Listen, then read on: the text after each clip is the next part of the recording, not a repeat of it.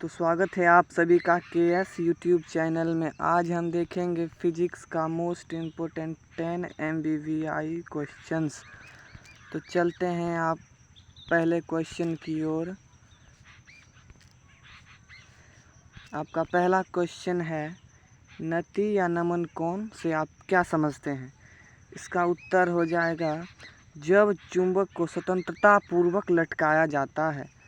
जब चुंबक को स्वतंत्रता पूर्वक लटकाया जाता है तो चुंबकीय अक्ष तथा क्षैतिज अक्ष के बीच बने कोण को नति या नमन कोण, इसे एंगल ऑफ डी भी कहा जाता है। इसे एंगल ऑफ डी भी कहा जाता है। Angle of deep. इस तरह से ये हो गया आपका चुंबकीय अक्ष, ये हो गया आपका क्षैतिज अक्ष। इसके बीच जो कोण बना इसे ही नति या नमन कोण कहा जाता है। तो चलते हैं आप अगले क्वेश्चन की ओर। अगला क्वेश्चन कहता है, चुंबकीय प्रवृत्ति से आप क्या समझते हैं? चुंबकीय प्रवृत्ति कहता उत्तर, किसी पदार्थ में उत्पन्न चुंबकन तीव्रता तथा चुंबकन क्षेत्र के अनुपात को चुंबकीय प्रवृत्ति कहा जाता है। इसे ची से सूचित किया जाता है। इसे ची से सूचित किया जाता है। आपका अगला क्वेश्चन है, इलेक्ट्रॉन चक्रण से आप क्या समझते हैं? इलेक्ट्रॉन चक्रण से आप क्या समझते हैं?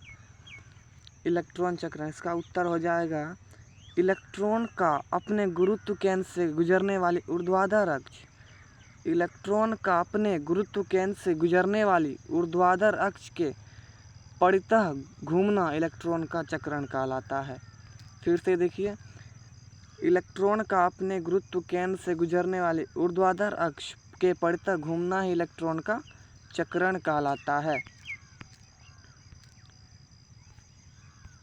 आपका अगला क्वेश्चन है, एक बोर मैग्नेट्रॉन क्या है? इसका मान क्या होता है? एक बोर मैग्नेट्रॉन परमाणु के प्रथम, ये के है, आप कंफ्यूज मत होइएगा। परमाणु के प्रथम कक्षा में घूमते हुए इलेक्ट्रॉन के चुंबकीय आघूर्ण को एक बोर मैग्नेट्रॉन कहा जाता है। फिर से देखिए, परमाणु के प्रथम कक्षा में घूमते हुए इलेक्ट्रॉन के चुंबकीय आघूर्ण को एक बोर मैग्नेट्रॉन कहा जाता है। इसका मान 9.2 × 10⁻⁻24 एम्पियर मीटर होता है। अगला क्वेश्चन, शंट क्या है? शंट, इसका आसान परिभाषा होता है, अल्प प्रतिरोध के तार को शंट कहा जाता है। इस तरह से आप देख सकते हैं, गैल्वेनोमीटर के साथ समांतर क्रम में संयोजित अल्प प्रतिरोध के तार को शंट कहा जाता है। इसके दो उपयोग निम्नलिखित हैं। पहला उपयोग, यह गैल्वेनोमीटर के कुंडली को जलने से बचाता है। दूसरा, यह गैल्वेनोमीटर से प्रवाहित धारा को नियंत्रित करता है। नेक्स्ट क्वेश्चन, क्या होता है जब आवेशित कण को चुंबकीय क्षेत्र के लंबवत प्रवेश कराया जाता है? बहुत ही महत्वपूर्ण क्वेश्चन है दोस्तों, समझिएगा। जब आवेशित कण को चुंबकीय क्षेत्र के लंबवत प्रवेश कराया जाता है, जब आवेशित कण को चुंबकीय क्षेत्र के लंबवत प्रवेश कराया जाता है तो कण पर अधिकतम बल लगता है, जिससे आवेशित कण को आवश्यक अभिकेंद्र बल प्राप्त हो जाता है और आवेशित कण वृत्ताकार पथ पर गतिशील हो जाता है।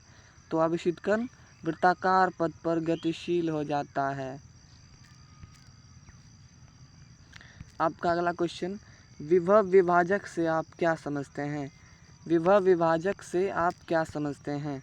इसका उत्तर हो जाएगा, जब किसी परिपथ में बैटरी विद्युत वाहक बल से कम विभवांतर या परिवर्ती विभवांतर का आवश्यकता होती है तो बैटरी के विद्युत वाहक बल को विभाजित करना होता है। इसके लिए प्रयुक्त व्यवस्था को ही विभव विभाजक कहा जाता है।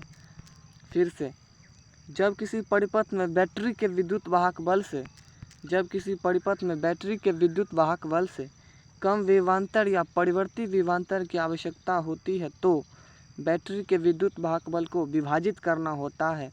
इसके लिए प्रयुक्त व्यवस्था को विभव विभाजक कहा जाता है।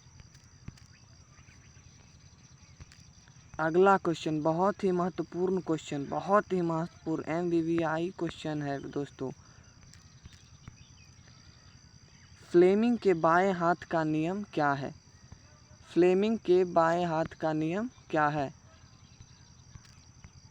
इसका उत्तर हो जाएगा इस नियम के अनुसार अपने बाएं हाथ की उंगलियों को इस प्रकार से फैलाएं कि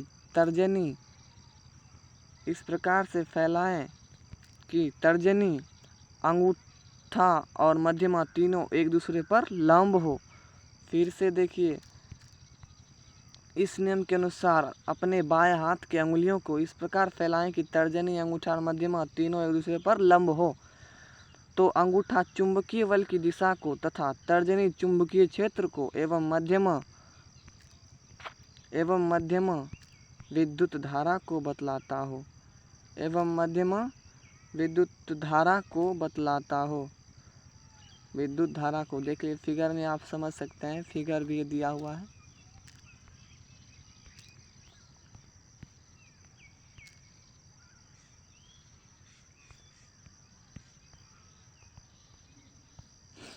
अगला क्वेश्चन है आपका लॉरेंज बल क्या है?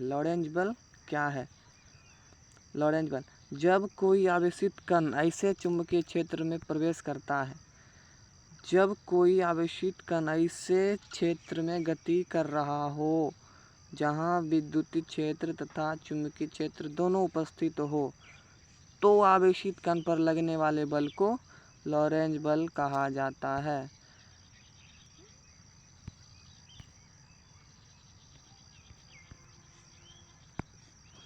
वीडियो अच्छा लगा हो तो लाइक, सब्सक्राइब एंड शेयर जरूर करेंगे। धन्यवाद।